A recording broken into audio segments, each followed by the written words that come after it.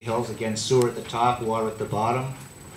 Not in as bad a change as you would see Ham Park, based on one item, is that we had started to assess them for an operational $100,000 deficit balance based on several pipe breaks in the month of December, I want to say 06 or 07. That has stayed in place beyond what we normally would have kept it in place, but that has allowed the deficit balance to fall lower than Ham Parks did. So it actually is helping them as an end result. But still, it's the same scenario, the same reasons behind this.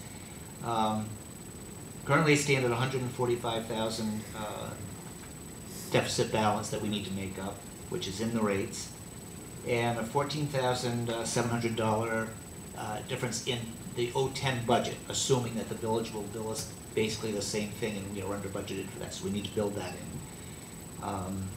And that brings it to an 11, almost a 12% increase in the sewer rates for Arcadia. On the water side, it isn't quite as bad. They have a very, very small fund balance there, but we have historically gone from, I believe, 36,000 down to 11, down to 4,000, and now down to 35. So our operationals, our expenses are still pedaling faster than we'd like them to be, even with being conservative. And so my concern there is to just say, well, we're okay. We're not going to be. We just can't let that go. Right, and we'll only have to go back to them anyway and cover now a deficit. So that's the change there. Page 3, Stonehenge. At the moment, and at both Stonehenge and Scotchtown, we will revisit as well. I want to be very sure. We just put a new well in. I want to make sure all the costs of the well, including engineering, were captured in '09. And I did this on a marathon today, and I don't have everything pulled. So if everything's been covered, we can look at the go forward with this to see whether the rate should change or should not. If we're going to have more expenses come through in 010 that I'm not aware of yet, we may need to raise them slightly. I don't see Stonehenge and Scotchtown changing drastically, regardless. We reserved that well, didn't we? Well, we did. More expensive. It was more expensive than what we anticipated. We have a negative fund balance at $4,754 after paying for the well. But at the rate they were, the rates currently, we should end the calendar year 2010 with a positive $3,100. So That's if we leave the rates. if we leave the rates as they are. Okay. If we leave them alone. I don't But they did have a very healthy fund balance, and that's what allowed us to. Now, there's still one thing we've got to do with Stonehenge. They're the only water district that does not have water meters, and at some point in time, we're going to have to purchase those and put those in. So, I think we, between now and the time we have our rate meeting, we might want, as a board, to talk about that. And fair to say, I believe, since I've been here, the rates themselves, although we instituted a capital line for the well specifically, the rates have never changed. No, the new ones, the radio-controlled ones. You've got the old ones. But we have water meters. Oh, yeah, I'm sorry. I'm sorry. You have water. When you said it sounded like we had no water meters. Well, There's one right near my steps. No, I was talking about every water district has the automated ones. Automated from the street. Thank you. Okay. I don't want the guy Well, we're just trying to- think we're getting away with something. We're just trying to get your attention there, Lou. Thank you. You got my attention. Oh, good. I'm glad I did. He's dozing off all week. When you finish, Yeah. I want to say something. Here we go. Scotchtown, somewhat the same.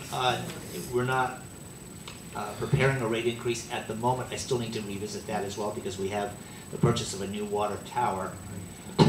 Some of the expenses are in. The water tower has not yet been paid for. We're looking at a 35, oh, I don't have it in here. My apologies. The fund balance was what, 39,000? 39,196. Excuse me. And the cost of the tower itself, the tower itself was 27,000 and change. So yes, there's room there, but I don't know how much more engineering invoices have come through in the cusp of the change of the years, that sort of thing. What I have on that is you have a year-end fund balance of $39,000. We have engineering costs of $8,000. The purchase of the tank was $27,000.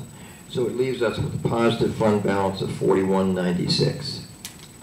Then Annie Rabbit gave us $5,400. So that would get us up to $95.96. Now, we still have to put the tank in. And we're talking, this could be $25,000 to $30,000 to put the tank in. I think what we need to consider is on this one, is that we go from $64.82 on that's the flat rate that each quarter that we charge people for this tank. Correct. If we were to take that to $100 for the next 4 quarters, we would end up with $27,596, which would be enough money to install the tank. And then we could probably be in a position to eliminate that. Otherwise, if that tank blows out in the meantime, we're going to have to borrow money to put it in. So but anyway, so it's another $36 per quarter, Right. or $35 per quarter to be able to put that tank in. So that's where that one's at. Lou, you had a question or a comment? I don't know if this is appropriate, but when I look at these rates on the sewer side, I get a little upset. And the reason I want to make this statement is because I want to make sure that everybody understands. You know, after we had that meeting about a couple weeks ago concerning where we stood with the village, I read all the papers, and a lot of people came up to me and still don't understand the vast difference between the 2 subdivisions and the village. And the easiest way I can explain it right now, after having all this rain this past week, these poor people in these 2 subdivisions, all that rain that got into the sewer line, they're going to pay for it as sewer. And the village is not going to pay for it as sewer, because they get metered by the water coming in. These poor people are getting metered for everything that comes through that line, even this big rainfall that just came down.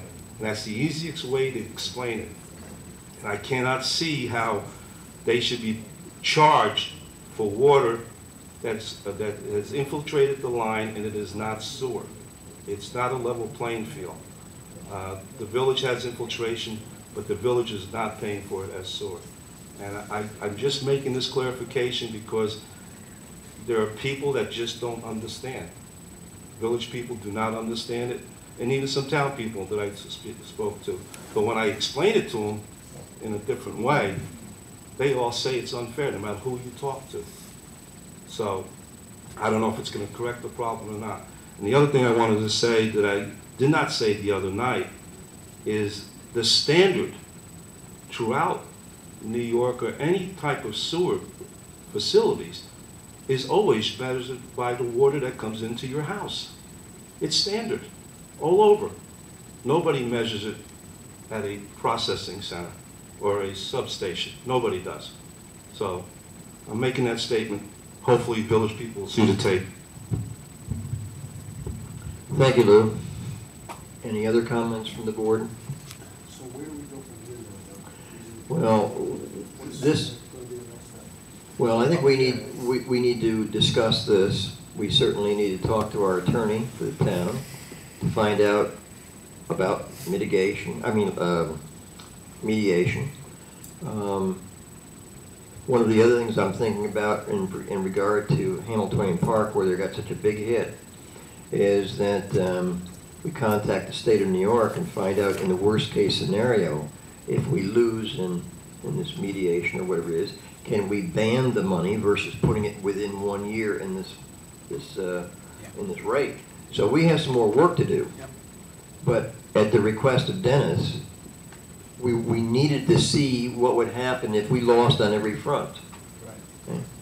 Now, I find it very discouraging tonight, by the way, that these land applicants are now saying they want to go to the village, and yet back a few months ago they were talking, yeah, let's go with this regional sewer plant, and they were all talking together.